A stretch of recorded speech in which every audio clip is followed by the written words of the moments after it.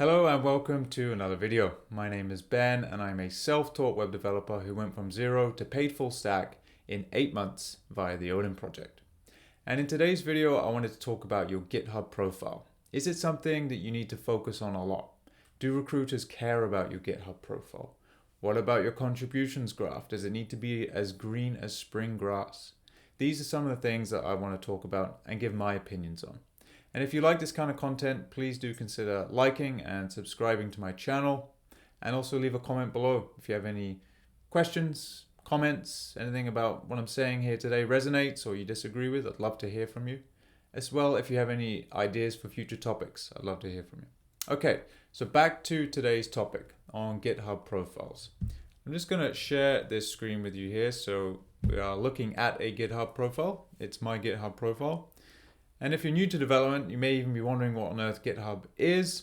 I'm not going to go over the fundamentals of it, but I think for most developers, we are aware that there is a version control tool called Git, and this integrates with a graphical user interface like GitHub, which is where your remote repositories will live and you can interact with them.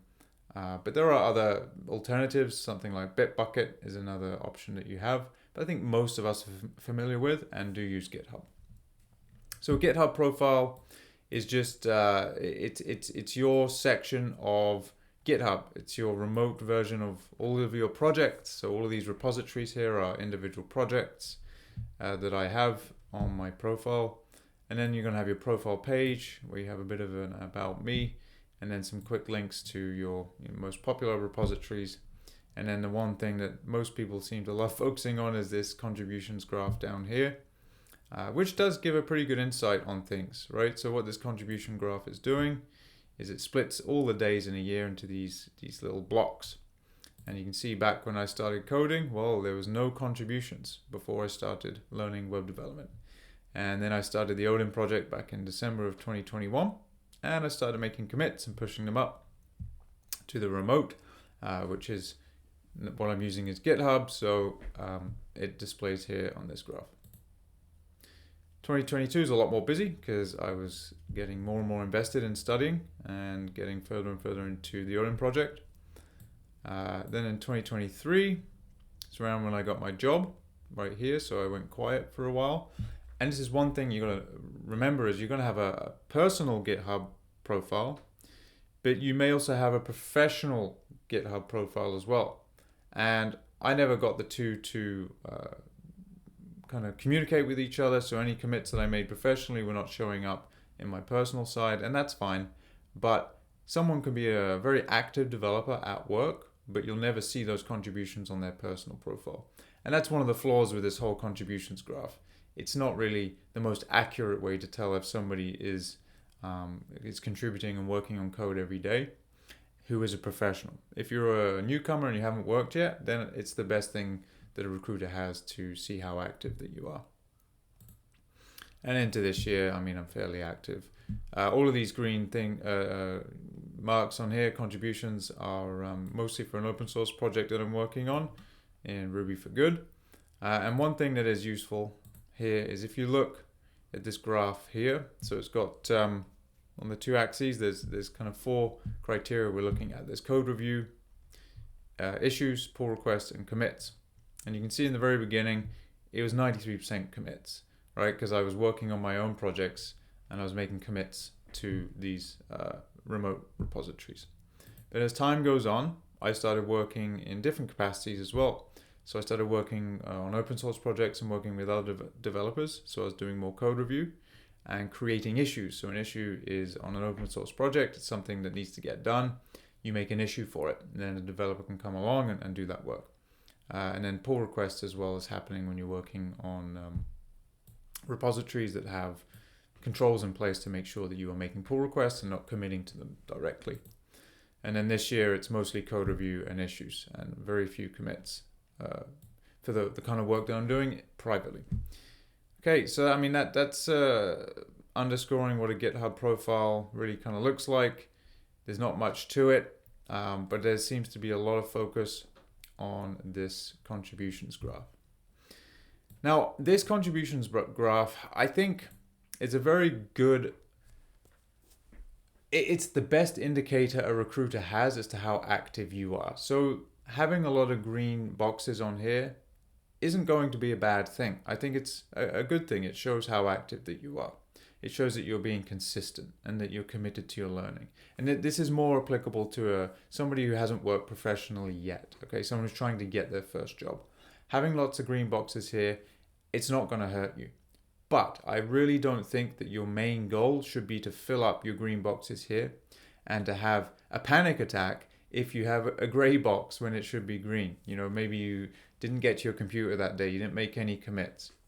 Some people try and game the system and they will make the smallest of commits, or even have a little script that will make a commit every single day that's not really doing anything substantial or meaningful in the world of code, but it is putting a green box on here. So understand that a green box can mean multiple things. It could be a code commit.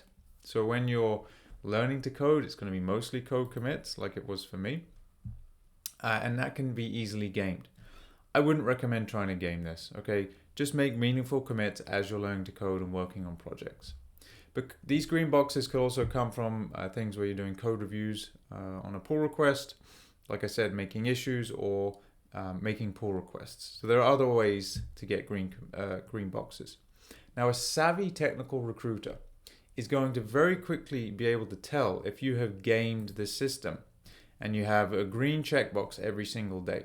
Most people are human. In fact, all people are human, and we all need to take breaks, right?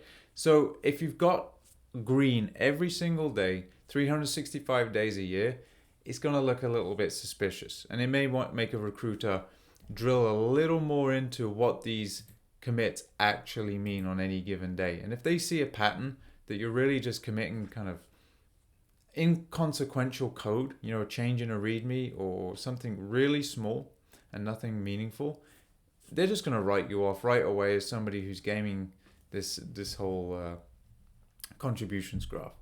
Like, you know, I think most humans are going to have gray areas. They're going to have breaks. They're going to have a week off where they went on vacation, right? This is completely normal, absolutely fine if you have gray areas in your commit graph. What matters is the code that you are committing or the activities that you're doing that are making a green box, whether it's code review, issues, pull requests, are meaningful to you and meaningful to the project that you're working on. And if it's the case, the people that you're working with, that's what matters. So as long as your code is meaningful, that's great. You know, have as much green on there as you want. There were times in my learning curve or in my learning path where I really wanted to have lots of green on my contributions graph, especially back here in 2022. If a couple days went by where I didn't make any commits, I'd think about, well, what can I commit to on a project so that I at least have a green square today so that I look active. I wouldn't recommend doing it. I did it. It's really not going to hurt you. But like I said, if you have too much of that and it becomes a pattern, that could undermine your credibility if a technical recruiter is savvy enough to go and figure that out. So, you know, don't focus on the commits. Just focus on good quality contributions to a code source or your own projects. So there's a really decent thread on Reddit as well. Now, this is for data science, but I think a lot that is discussed here applies to web development as well. So I'm just going to go through a couple of the comments here just to give a flavor of what recruiters might care about when it comes to your GitHub profile. And then I'll end with a couple of my thoughts on what makes a good GitHub profile. So the question here is, do recruiters check your GitHub? And the answers here are pretty good. Okay, so here we have a senior data scientist. Again, it could be a senior developer, highly involved in the hiring decisions. So if you have a GitHub, some people interviewing might look at it, likely minutes before the interview. And this is such a great point. Most people are busy. Most people have a day job where they have lots and lots of things to do. And you, as a candidate applying to a job, are just one very small piece of what they have to get done in that day. So most of the time, whatever they look at and when they come to look at it, it's just going to be a quick glance. Okay, so in that sense, I think it's very important to have a clean GitHub right here. Maybe in your README, you have some interesting bullet points about you. Don't make it too busy and flashy, and don't have nothing in there, right? But just have something meaningful and poignant about you here. And then to your projects, I would suggest each of these repositories has a clean README with maybe some screenshots of the project if it is has a user interface, and maybe a link to a live demo if you have that as well. But make sure your README has no typos, it's well written, it's clear and concise, but it doesn't have to be a novel, it doesn't have to be a technical document, okay? Don't make it too long, don't spend hours on it.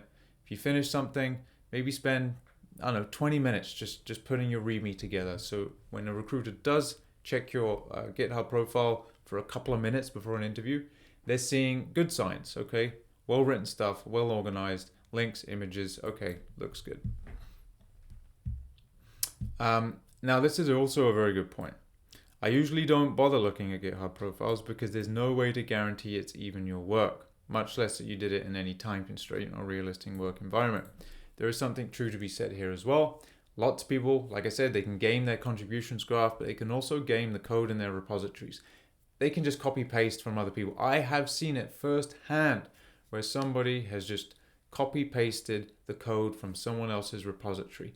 And that is not impressive whatsoever. That's terrible. Never do that, okay? But because it's a risk, the code that you put in there, some recruiters, at least in this case, or a hiring manager, may not even take too much into consideration what that code is because there's no proof that it is yours. Now, not everyone's going to have that in mind. I will give people the benefit of the doubt as well and go and look at their code and as though it is theirs. Okay, and this is also a very good point. I'm very much opposed to there being an expectation that everyone has a private GitHub account. Like I was saying, a lot of professionals do their work at work, and so they may have two different GitHub profiles. Like when I was at FreshBooks, I had two different GitHub profiles. I had my professional one where I had all my contributions for my day job, and then I had my private one, which is all my contributions on the open source work that I'm doing. And there's no clear picture that someone's going to get of how active you really are because, well, they have no access to your private repository at work, right? They can only access your personal repository. Okay. And then this response was also very good, I thought. So yeah, as a long-time hiring manager, I never understood why there's this expectation among new grads that we care about their GitHub. Honestly, print out a high-level summary of your project, hand it to me in the interview. I have a job to do, and perusing your GitHub isn't it.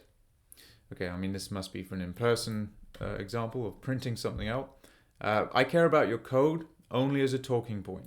So I want to know, what problem were you trying to solve? Now, this is such an important thing to think about when you're going into an interview.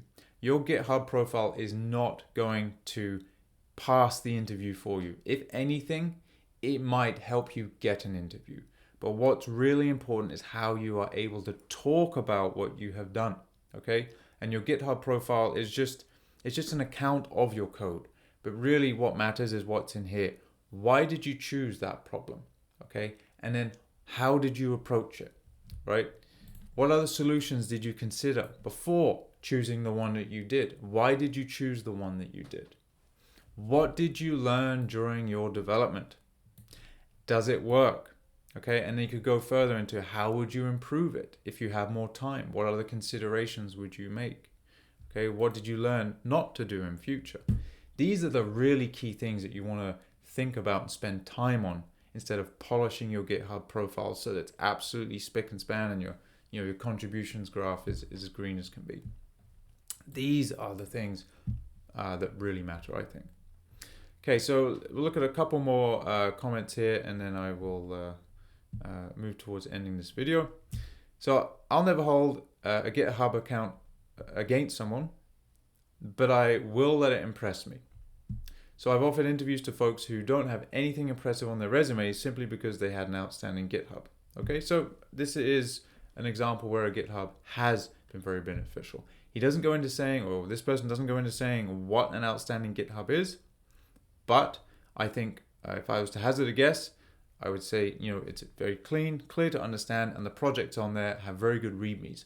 No one's going to go in and really look at the code, but if your README captures these questions and answers right here, then I think you're going to do a very good job. Because imagine someone who's only got 2-3 minutes to review your GitHub profile. They're going to go to a repository. If your README lays things out like this, what was the problem you're trying to solve? Did you consider other solutions? Why did you choose the solution that you did? What did you learn? Now, I wouldn't say you have to do it for every project. For the projects that you really want to demonstrate, these kinds of things in the README are going to go a long way to impress somebody. Because okay, you are distilling all of this information so it's easy for me to consume. That's a very good sign. It shows that you can think clearly and that you can communicate. Okay, so that's what I would focus on doing in your README. Okay, this response. As a hiring manager, for me, it becomes more and more important, i.e. the GitHub profile. I normally ask one of the lead team members to take a look and give feedback. Sometimes I pull them into the interview for a deeper discussion. So that speaks to more about having good quality code, again, and good quality READMEs. It doesn't matter so much about your contributions.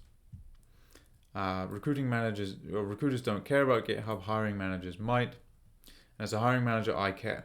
Okay, so for intro level, this is it. For intro level roles, a well-organized project on a non-standard question with a good in-depth analysis and explanation of the thought process is a very good indicator for me that I would probably want to interview them. So again, this is not looking at contribution graphs. No one cares how active you are. It is, what is your flagstone project that you want to put forward? How well do you explain this project and your considerations in your README?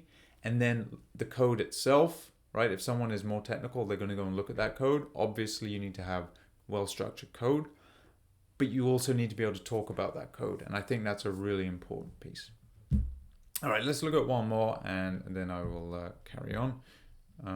So the GitHub projects can be good, and this is key here. Most projects have been done to death. Truth be told, the level of quality and depth is either found in big competitions or application of crazy good academic papers. So this is more data sciencey.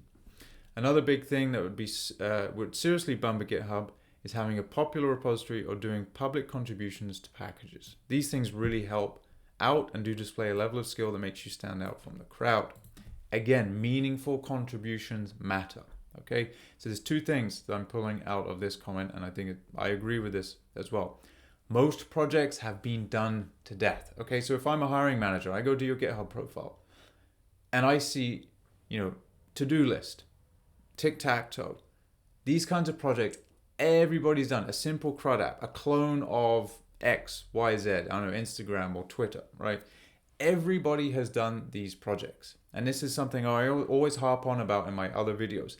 Think of something outside the box. Think of a problem that other people aren't thinking of. Take a real world problem and build a solution. Even better if you actually make it a production application with real users. Even better, okay? That's going to be far more impressive. That's how I got my first internship, was building my dog adoption application, taking a real world problem and building something around it. That's part number one. And the second part is open source. If you can contribute to open source, this is when you're further on in your web development studying career, then open source is another very good indicator that you are able, most likely, to work in a professional setting, because open source is the closest thing you have to professional development work. You're working on usually a big code base. It's brand new. You have to go in and figure it out, and you have to be able to work with others and communicate with them on getting this problem solved and getting your code merged, because often you're going to have questions for people, or people are going to have feedback on your code, and you're going to have to take that in, address it, etc. Okay, so this is something else to focus on. Personal projects are great, but they only go so far. And I turned my personal project, which was a pet adoption application for the final project for Rails, I turned that into an open source project. So I actually had other contributors coming in and helping me work on that. This looks all good on your profile too, right? And then you start getting, I don't know, some other badges here and showing that you're contributing to the Odin project, Ruby for Good, things like this, right? They do matter. They do matter. Okay, so hopefully that's given you a little bit of context, at least on what I think about the GitHub profile, when it's good, what to focus on, and what to not get obsessive with. And I think in summary here, I would just say make sure it reads well, it's clean. Your personal projects have decent READMEs. The projects that you want to put in front of hiring managers have very clear readmes that answer those questions that I went over, so someone can go in there and digest information quickly. Make sure your code is well written. Your commits as well should be descriptive and clean, and have good hygiene. And finally, I'd say as much as you can as you progress, don't stress over it too much, but when you get there, start looking into trying to work with other people through open source projects and making contributions to those. It's going to go a long way. Okay, what do you think about your GitHub? Do you obsess over your contributions graph? I know I did, but I don't really care about it so much now. Do you put a lot of time into your readmes? Do you not even bother? What do you think? Okay, thanks for watching today. Hopefully this has been helpful, and I will see you in the next one. Bye-bye.